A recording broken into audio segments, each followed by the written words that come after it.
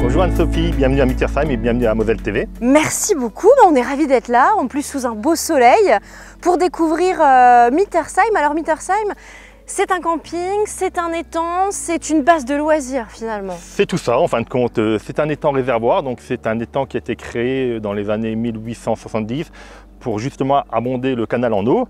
Et dans les années 1950-60, il y a eu un camping municipal qui a été créé tout autour. Donc c'est un lieu de loisirs, c'est un lieu de pêche, c'est un lieu de plaisir pour toute la famille. Voilà. Plaisir pour toute la famille. On voit justement derrière nous, hein, vous avez pas mal d'activités, dont une structure gonflable au milieu de l'étang. J'imagine que les grands comme les petits doivent s'éclater tout l'été. Écoutez, c'est quelque chose qu'on a mis en place en 2015 et qui a prouvé son succès. Donc c'est un jeu aquatique gonflable sur l'eau où les personnes y vont sous protection, contrôlées par des maîtres nageurs avec des gilets de sauvetage, avec au plus haut un plongeoir à 4 mètres. Hein.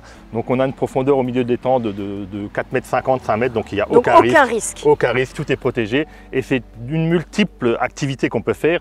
On a à côté, vous voyez, les canoës, les paddles, les mini pédalos pour les enfants. Génial. On a un terrain de volleyball dans l'eau et d'autres activités qui sont un terrain de boules comme tous les campings, hein, c'est indémodable. Oui, la pétanque c'est voilà. Incontournable.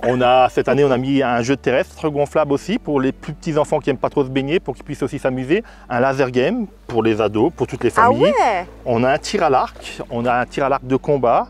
Et on a beaucoup d'activités sportives qui sont à côté, vélo, terrain de foot, pour justement, puisqu'on accueille aussi les colonies de vacances et les centres aérés de tout le secteur, pour qu'ils aient des journées pleines et épuisantes pour que les parents soient contents quand ils rentrent.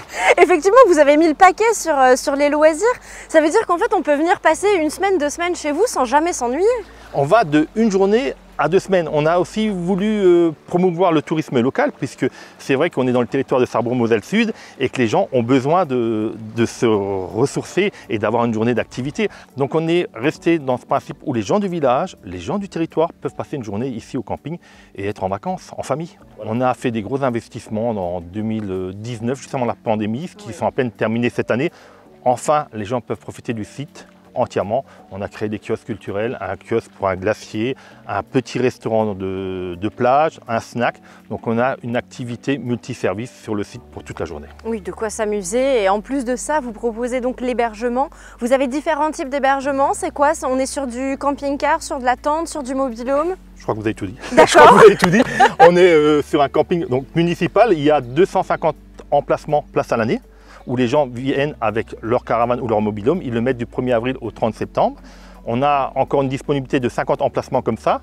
Après, on a une 50aine de places à tente pour les tentes. On a un petit camping de 15 places pour les camping-cars.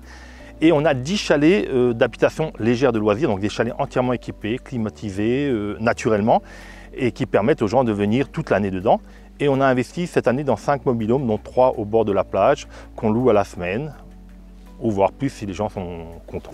Et alors vous disiez tout à l'heure que vous misez aussi sur le tourisme local, c'est-à-dire que quand on vient chez vous, on peut aussi aller visiter tout ce qu'il y a aux alentours sans forcément faire beaucoup de kilomètres. Ils peuvent rester à la journée ici tranquillement, ils peuvent se baigner, bien sûr, profiter de toutes les animations, ils peuvent visiter le port, ils peuvent visiter les sites touristiques de Mittersheim qui sont quand même à la voir, qui sont la digue et des grandes promenades. On a 2 circuits pédestres autour de l'étang. Pour les gens qui sont là la semaine, on a les grands sites touristiques de notre secteur qui sont le parc animalier, le train à Breschwiller, Phalsbourg, plein d'endroits.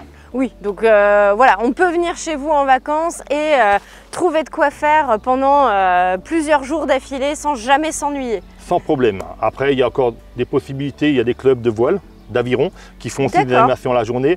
On a de l'autre côté de l'étang un endroit qui est réservé uniquement aux bateaux à moteur, donc il y a des clubs de ski nautique qui sont locaux et qui viennent, donc il y a la possibilité. Hein. On laisse même les gens venir avec leur paddle gonflable pour qu'ils puissent prendre plaisir. On a toujours voulu rester, j'allais dire, quelque chose de local pour que les gens du territoire puissent s'approprier le site. Donc ça leur fait un peu de la plage à la maison. Petit détail supplémentaire, c'est que vous avez été déclaré réserve de biosphère et ça, on va en parler avec Philippe Sornette dans quelques instants, juste le temps de le rejoindre.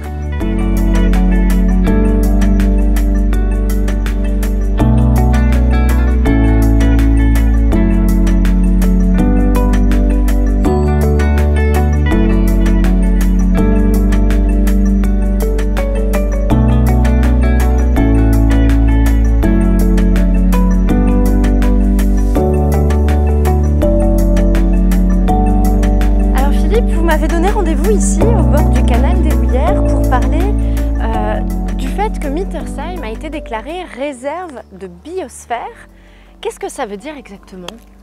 Alors la réserve de biosphère concerne tout le territoire de la Moselle Sud, donc le pays de Sarrebourg et une partie du Saulnois, et c'est très signifiant pour nous parce que ça reconnaît une qualité intrinsèque des territoires. Et ça nous donne aussi une responsabilité pour l'avenir. C'est-à-dire que toutes ces zones de riche biodiversité, accumulées, façonnées par nos ancêtres, sont aujourd'hui entre nos mains.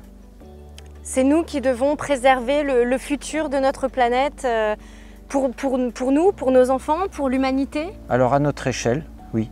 À notre échelle, sur notre territoire, nous avons cette responsabilité. Une réserve de biosphère, ça s'appelle Man and Biosphere, MAB. L'homme et la biosphère. L'homme et la biosphère. Et la partie humaine est très importante, puisque nous sommes sur une terre où le contact, on le sait, entre les différentes civilisations, cultures, a été très important au cours de l'histoire. Et aujourd'hui, tous nos paysages ont été façonnés par l'humain, tous, sans exception, sur notre territoire. Donc cette définition de réserve, pour nous, elle est primordiale. Et alors si vous m'avez donné rendez-vous ici, au canal des Houillères, c'est pour une très bonne raison, puisque pour sensibiliser les touristes, que ce soit des cyclotouristes ou alors les plaisanciers, des panneaux photos ont été mis en place.